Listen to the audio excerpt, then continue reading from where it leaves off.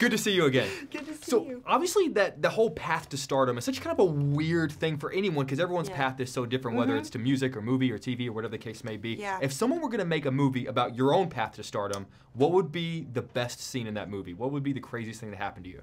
Oh, well, I think probably me. Well, it would definitely involve my sister.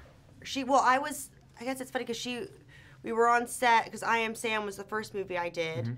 And it would probably be, I was like, my mom was holding me. I was like a baby, and I would come on set with them. And the director was like, oh, like, she looks, like, obviously, I look like my sister. But they needed It's weird how that happens. Yeah, I know. But they needed someone to play her younger. And they were asked my mom, like, oh, would she, like, mind, like, swinging on the swing with you just Sean happened Penn? to be on Yeah. set? Really? Yeah, does she want to, like, just do this quick little shot? All she has to do is, like, you know, like play in the grass and then like swing on the swing with Sean Penn. So that would be like you do. Yeah, exactly. Yeah. That would be a cool scene. That's crazy. You know, so obviously one of the stories coming out of this movie was just how absolutely incredible your voice is. But not everyone who's in a movie about singing actually sings. Some people obviously lip sync. Rami Malek did for Bohemian Rhapsody. If you couldn't actually sing, if you didn't have a great voice, would you still have taken this movie? Well, I don't know. Because the reason that I wanted to do the film was because people didn't know that I could really sing, and I wanted to show that. Yeah. So probably not, I guess. I mean, because it was a huge part, like a huge part for why I wanted to do this. There's, of course, other huge parts, but because they had like a press release of this film saying that they were doing this movie about a girl's singing competition, but it wasn't cast. And I saw that, and I was like, what is this? Like, I could do that. Yeah, exactly. But they were not looking at me at all because they didn't know I could sing, and also they were looking at girls from Poland, so I wasn't on the radar. But my ears like perked up, and I had to get it. I had to prove. And now look at you. Yeah. Your head's on the poster. Neon. Exactly. You know, one of the things actually I really truly love about your character is that she just wants to, kind of like you, she just wants to sing. There's a lot of the aspects of the business kind of make her uncomfortable, but she wants to pursue her passion. Yeah. I'd imagine you love acting, you want to be, obviously you're here, but what are some aspects of this business that you hate that you have to do that are hopefully not interviews? Yeah. But outside of this, what are some like things that like maybe make you uncomfortable, that kind of come along with it, but things you maybe didn't sign up for? Gosh, I don't love auditions. But obviously you do sign up. That's what you do sign up for that. And that's kind of weirdly your introduction into acting when you're young. You have to go on a lot of auditions. Because people aren't they? I've never done one. But I imagine like in the movies where they're sitting behind a table and they're just kind of like looking staring at you. There are some like that, and that is terrible. You know, I think but there are some that are like, you know, people make you feel at ease, and it's not like. They're not bad. It's just for me, I get nervous. Right. I'm like someone, I get really nervous about it. It's an unnatural thing, yeah, I think it's just also it's always the hardest scene. It's like the most emotional scene, and you're going and like start crying now. Yeah, exactly, in front of strangers and people. You know, so there's kind of that aspect to it. Is like not the. I'm so glad you didn't say junket interviews, because I would have just like kind of like slunk down. Yeah, well, I was about to. No, trust me, I know a couple of people that would. I can tell you that. Tony knows. Yeah, Tony knows. Know. And as we wrap up, I love your character's relationship with Vlad, because obviously he's been in the business. He knows what to kind of protect you from and what to kind of help you with. Yeah. Who was the person in your life that maybe was in the business, a co-star, someone you worked with, that maybe kind of took you under their wing and was able to kind of show you the ropes a little bit?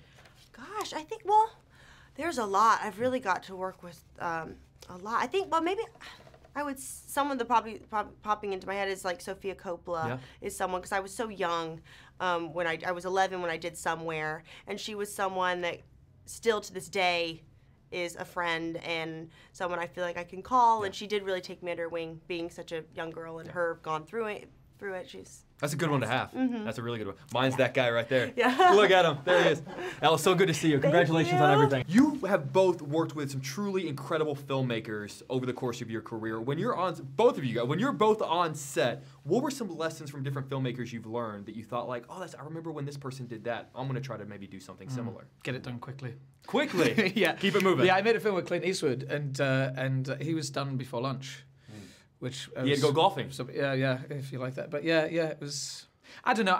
The thing for me is being an actor and being on the other side of stuff is just the grief that you usually put producers through by kind of not turning up or kind of turning up a little bit late or not wanting to come in for fittings and that kind of stuff.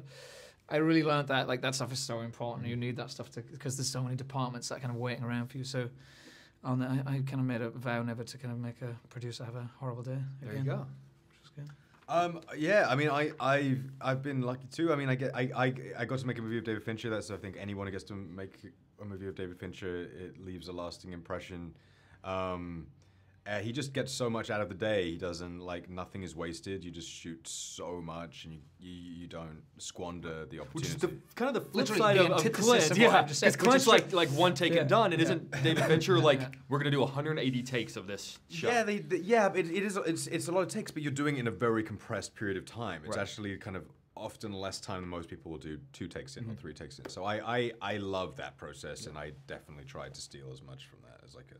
Whenever you're sort of behind the camera working on a film, whether it's the role of a producer or the role of a director, you have a different perspective on the filmmaking process, I would imagine. Do you ever look back at any of your old movies and go, you know, I would have done some things differently there?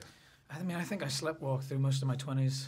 Oh, I really did. I mean, I just didn't know what I was doing.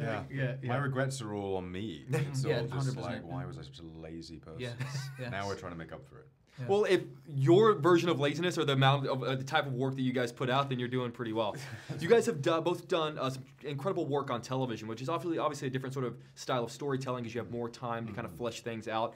If you had maybe 5 or 6 seasons to do Teen Spirit and really kind of flesh this story out and learn a little bit more about different aspects of the business, different characters, what are some areas that you'd like to spend some more time with? Good question.